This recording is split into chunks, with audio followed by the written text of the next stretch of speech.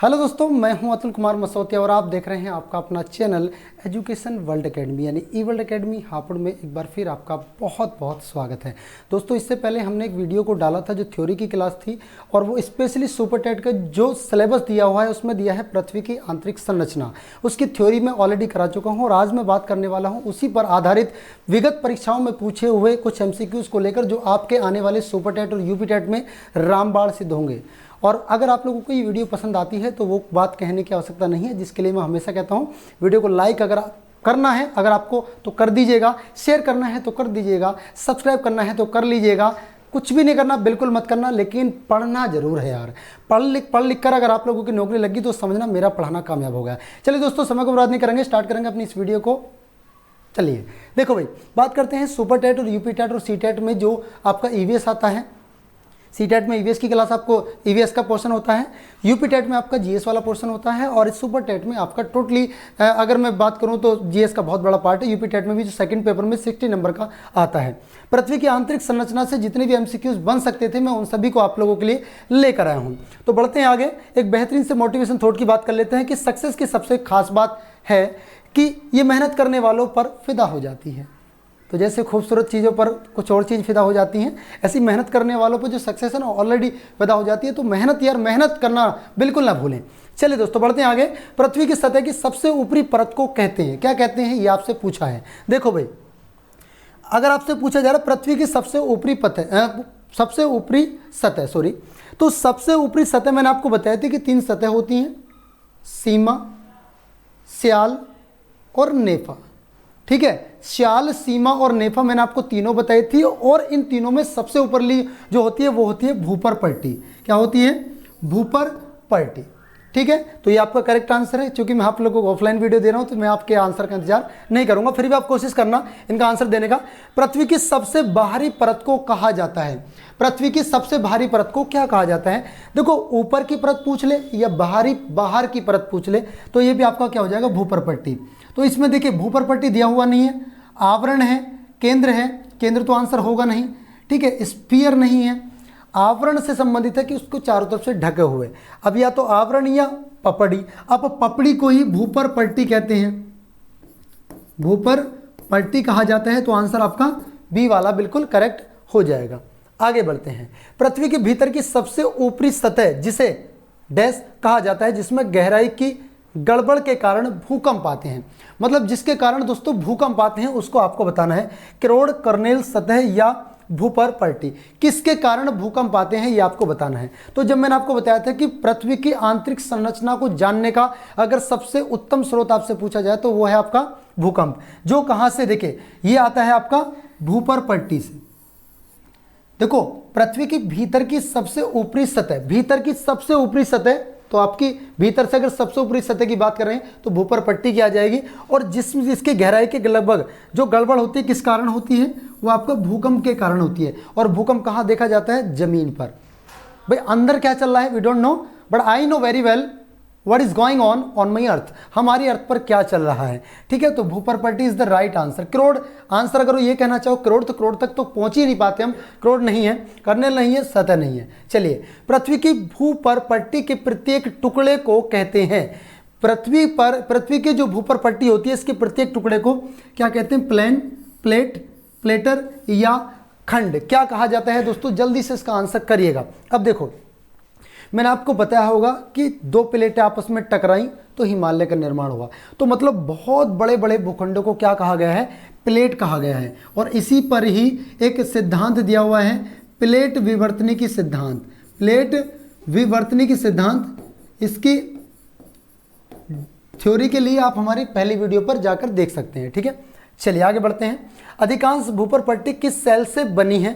अग्नीय cell से, कायांतरित cell से, अवसादी cell से या कार्बोनेट से बनी है? किससे बनी है ये आप लोगों को बताना है। जल्दी से इसका आंसर करिए कमेंट बॉक्स में। देखो भाई, तो जो अधिकांश जो भूपर पट्टी होती है, जो सबसे ऊपर की जो भूपर पट्टी होती है वो आपका अग्नीय सेल से बनी होती है। किससे बनी होती है? अग्नीय सेल से बनी होती है। आगे चलते हैं अगले क्वेश्चन की तरफ। पृथ्वी की सतह पर सेलों से टूटने से जो क्रिया होती है उसको क्या कहते हैं? तो वो कहलाती है दोस्तों अपक्षय। क्या कहलाती है? अपक्षय, कहते हैं ना अपक्षीय अपर्दन। अपर्दन मतलब कटान होता है, अपक्षीय होता है जैसे पृथ्वी की सतह पर सेल जो टूट टूट कर गिरती हैं टूटती हैं उसको कहते हैं अपक्षय, यानी आपका बी ऑप्शन बिल्कुल करेक्ट हो जाता है। अगले क्वेश्चन का आंसर करिएगा। देखिए, भूपर पट्टी पर द्रव्यमान प्रतिशत के रूप में से कौन सा एक सर्वाधिक मात्रा में पाया जाता है? भूपर पट्टी पर द्रव्यमान प्रतिशत के रूप में कौन सा एक सर्वाधिक मात्रा में पाया जाता है? ऑक्सीजन, सिलिकॉन, एल्यूमिनियम, ये आपका कैल्शियम। इस इन चारों ही ऑप्शन आपके सामने दिए हैं। अब इन चारों ऑप्शन में जो आपको मैंने 4 भाग बताए थे, ऊपर आपका स्याल, सीमा और आपका नीचे अगर देखेंगे तो नेफा, उसी के आधार पर आप इसका करेंगे आंसर, ठीक है। लेकिन देखो भाई, अगर मैं बात करूं भूपर पट्टी पर द्रव्यमान के प्रतिशत के रूप में कौन सा एक सर्वाधिक मात्रा में पाया जाता है भूपर पट्टी पर। अब भूपर पट्टी ने अंदर नहीं पूछा, भूपर पट्टी पर पूछा है, तो एल्यूमिनियम, कैल्शियम, सिलिकॉन ये सब अंदर की चीजें हैं। तो बाहर की मामले की बात करें तो आपका क्या पाया जाता है भूपर पट्टी पर? ऑक्सीजन, ठीक है। इन ऑप्शन में ऑक्सीजन है, अगर कुछ और ऑप्शन होता तो फिर उसके अकॉर्डिंग बात करते हैं। इसमें देखो, निम्नलिखित में से कौन सा धातु पृथ्वी की भूपर पट्टी में सबसे प्रचुर मात्रा में पाया जाता है? अब पूछ लिया, स्पेशल कह दिया भूपर पट्टी पर प्रचुर मात्रा में धातु। अब चूंकि धातु के बारे में पूछा है तो हमें आंसर भी धातु के रूप में ही देना होगा, और आप लोग इसका आंसर बिल्कुल भी गलत नहीं दोगे, ठीक है। तो इसका आंसर क्या है? एल्यूमिनियम। क्या है? एल्यूमिनियम। ये आपका स्योल, मैंने बताया ना, सिलिकॉन और एल्यूमिनियम दोनों को मिलकर स्योल परत बनती है, तो आपका डी ऑप्शन सर्वाधिक। पृथ्वी की पपड़ी पर मुख्य रूप से शामिल है बॉक्साइट, मैग्नीज, सिलिका या आयरन। अभी मैंने आपको बताया कि भाई पृथ्वी की जो भूपर पट्टी होती है वो किसकी बनी होती है? सिलिका और एल्यूमिनियम की, इसीलिए इसको क्या कहते हैं सर? इसको स्याल कहते हैं। तो आंसर क्या होगा आपका? सी ऑप्शन हो जाएगा, ठीक। आगे बढ़ते हैं। पृथ्वी की पपड़ी का प्रमुख अंश मुख्य रूप से गठित होता है ऑक्सीजन और आयरन के रूप में। भूपर पट्टी पर सिलिका और एल्यूमिनियम, देखो सिलिकॉन और एल्यूमिनियम के रूप में, तो आपका डी वाला ऑप्शन बिल्कुल करेक्ट हो जाएगा, ठीक है। क्वेश्चन नंबर 11 की तरफ चलते हैं। पृथ्वी की पपड़ी में सबसे ज्यादा पाए जाने वाला धातु कौन सा है? पृथ्वी की पपड़ी में सबसे ज्यादा पाए जाने वाला धातु आपका कौन सा है? एल्यूमिनियम है, ठीक है। क्या है? एल्यूमिनियम है। पृथ्वी का सर्वाधिक आयतन और द्रव्यमान पाया जाता है मेंटल में, भूपर पट्टी में, बाह्य क्रोड में या आंतरिक क्रोड में? बताओ भाई कौन से में पाया जाता है? जल्दी से इसका आंसर करिएगा। देखो, पृथ्वी के अगर सर्वाधिक आयतन की बात करूं तो पृथ्वी का लगभग 68%, पृथ्वी का लगभग 68% पाया जाता है आपका मेंटल में। किसमें पाया जाता है? मेंटल में। आगे बढ़े, चलिए। पृथ्वी की भूपर पट्टी की प्लेटों की सीमाएं दुर्बल क्षेत्र होती हैं, जिन्हें क्षेत्र भी कहा जाता है। कौन सा क्षेत्र? कॉस्मिक क्षेत्र, भूकंपी क्षेत्र, फॉर्मिक क्षेत्र या अनमिक क्षेत्र? पृथ्वी की भूपर पट्टी की प्लेटों की सीमाओं के दुर्बल क्षेत्र के बारे में पूछा गया है, तो इसका जो आंसर आपका होगा, जहां पर से भूकंपी केंद्र उठता है, मतलब भूकंपी क्षेत्र उसको कहा जाता है, ठीक है। चलिए आगे बढ़ते हैं। पृथ्वी की प्लेटों की सीमाएं दुर्बल क्षेत्र होती हैं, जिन्हें भूकंप क्षेत्र अथवा भ्रंश क्षेत्र कहा जाता है। वही जो मैंने अभी आंसर बताया उस पर आधारित क्वेश्चन पूछ लिया, तो वो पूछा भूकंप क्षेत्र अथवा भ्रंश क्षेत्र भी कहा जाता है। तो किस पर? भूपर पट्टी पर, क्रोड पर, कर्नेल पर, सतह पर या किस पर? जल्दी से इसका आंसर बताएं। अब देखो, मैंने थोड़ा सा क्वेश्चन पिछले वाला पूछा तो भूपर पट्टी दिया था, यहाँ पर पृथ्वी की प्लेटों की सीमाएं दुर्बल क्षेत्र होती है। कहाँ पाई जाती है ये प्लेटें? भूपर पट्टी पर पाई जाती हैं। आगे बढ़ते हैं। मौसिविक अशांति यानी डिसकंटिन्यूटी अलग करती है मेंटल तथा एस्थेनोस्फीयर को। ऊपरी मेंटल प्रौर या निचली परपट्टी को, आंतरिक ठोस क्रोड या बाह्य द्रव क्रोड को, कोर तथा मेंटल को। किसको अलग करती हैं? क्वेश्चन नंबर 15 का आप लोगों को आंसर बताना है। मोह असंबंधता के बारे में आप लोगों को जिक्र मैंने कर दिया है, उसमें जाकर आप लोग देखिएगा। इसमें आंसर क्या होगा भैया? आपका सी आंसर होगा। आंतरिक क्रोड और बाह्य द्रव्य क्रोड को अलग करने का काम करती है, ठीक है। क्लियर है? एक मिनट ऊपरी, सॉरी मैं इसको माफ़ी चाहूँगा, मैं गलत कह गया। आंतरिक नहीं, ऊपरी मेंटल निचली भूपर पट्टी, तो आपका बी वाला ऑप्शन सही हो जाएगा, ठीक है, बी वाला ऑप्शन। आगे चलते हैं। पृथ्वी के भूपर पट्टी तथा मेंटल के बीच की सीमा, पृथ्वी के भूपर पट्टी तथा मेंटल के बीच की सीमा मोह अशांत्य कहलाती है, लेमैन अशांत्य कहलाती है, कॉनरेड अशांत्य कहलाती है, गुटेनबर्ग अशांत्य कहलाती है। क्या कहलाती है? तो भैया इसमें जो आंसर होगा, मैंने आपको बताया पृथ्वी की भूप्रपट्टी और मेंटल के बीच, अभी आपको बताया क्या कहलाती है, मोह अशांत्य कहलाती है, यानी मोह डिसकंटिन्यूटी की बात करता है। गुटेनबर्ग असंबद्धता विलग करती है। गुटेनबर्ग, देखिए पहले आपको मोह के बारे में बात करी हमने, गुटेनबर्ग की बात करें। गुटेनबर्ग असंबद्धता विलग करती है, इसको अलग करती है ऊपरी मेंटल को निचली मेंटल से, क्रस्ट को ऊपरी मेंटल से, या आपका निचले मेंटल को बाह्य कोर से, या बाह्य कोर को आंतरिक कोर से अलग करती है। जल्दी से इसका करिएगा आंसर कमेंट बॉक्स में, ठीक है। आइए इसके आंसर की तरफ चलते हैं। आंसर आपका निचली मेंटल को बाह्य कोर से, निचली मेंटल को बाह्य कोर से अलग करती है। आप वीडियो को पॉज करके आंसर देने का जरूर प्रयास करें। देखो नीचे इस सूची को दूसरी सूची से मिलाएं।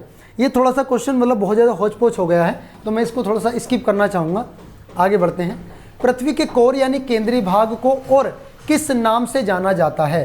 पृथ्वी का जो केंद्रीय भाग है, जो कोर है, जिसको जो बिल्कुल अंदर पाया जाता है, उसके बाहर ऐसे जो सबसे अंदर वाला भाग है, उसको किस नाम से जाना जाता है, ये आपसे पूछा है, ठीक है। तो स्थलमंडल तो नहीं है, वो भार को कहते हैं। मीसोस्फीयर उससे नीचे कहीं ये नहीं होगा। परितारक केंद्र यानी सेंट्रोस्फीयर भी नहीं बोला जाता, आपको कहा जाएगा गुरुमंडल, इसको कहा जाता है, जिसको आंतरिक रोड भी कहते हैं।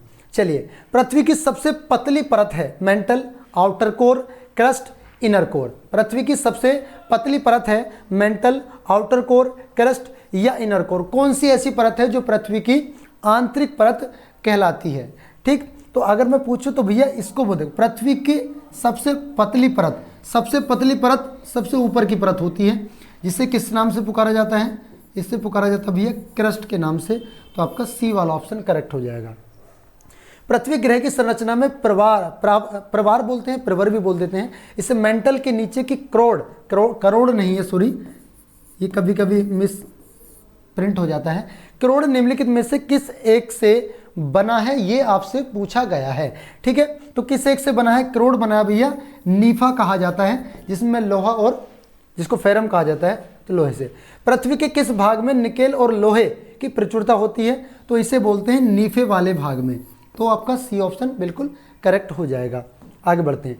पृथ्वी तथा बाह्य अंतरिक्ष के बीच अंतिम रेखा कहलाती है मैग्नेटोस्फीयर, आयन मंडल, मेसोस्पेस या मैग्नेटोपोस। बताओ दोस्तों क्या होगा इसका राइट आंसर? देखो, पृथ्वी और बाह्य अंतरिक्ष के बीच की जो अंतिम रेखा कहलाती है, वो कहलाती है मैग्नेटोपास। क्या कहलाती है? मैग्नेटोपास कहलाती है। आगे बढ़ें।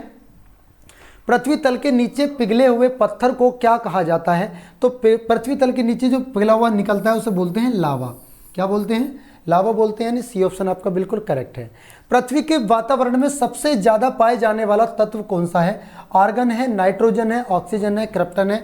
बताओ इनमें से चारों में से कौन सा है, आप लोगों को आंसर करना है। देखो, पृथ्वी के वातावरण में पूछ लिया, अब पहले ऑक्सीजन के साथ नाइट्रोजन ने दिया था, मैंने इसलिए ऑक्सीजन कहा।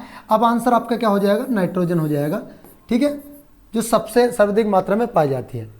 स्थल मंडल शब्द किससे संबंध रखता है? पादप और जंतु प्राणी से, पृथ्वी और आंतरिक क्षेत्र से, पृथ्वी का पटल यानी भूपृष्ठ पर, या उपरोक्त में से कोई नहीं। देखो भाई, भूपर पटल जो होता है कि पृथ्वी का जो पटल होता है, भूपृष्ठ जिस पर हम रह रहे हैं, मतलब ये पृथ्वी है, ये बाहर, जिस पर ये बाहर वाला क्षेत्र, ये भूपृष्ठ कहलाता है, ठीक है।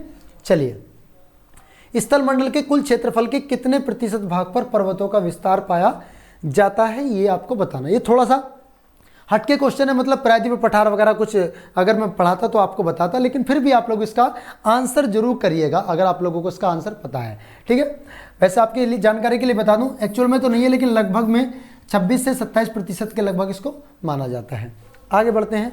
पृथ्वी की सतह का कितना हिस्सा जल से ढका हुआ है? तो आप लोग इसको बहुत अच्छे से जानते होंगे, आपको पता है कि 71%, कितना भाई? 71%, तो लगभग 2/3 के करीब ये इससे ढका हुआ है। पृथ्वी की सतह के कितने प्रतिशत भाग पर जल है? तो भैया लगभग 75%, क्योंकि 71 दिया नहीं है तो 75% आ जाएगा। चलिए, भूपृष्ठ के कुल क्षेत्रफल का लगभग प्रतिशत भाग है 20%, 30%, 35% या आपका 40%। अब देखो भाई कितना है तो वैसे 29 के लगभग, लेकिन 30 दिया है, तो आप लोगों को आंसर क्या करना पड़ेगा? 30 करना पड़ेगा। चलिए, पृथ्वी जिस समय सूर्य से सबसे अधिक दूरी पर होती है उस समय उसकी स्थिति क्या कहलाती है? तो इसको क्या कहते हैं भाई?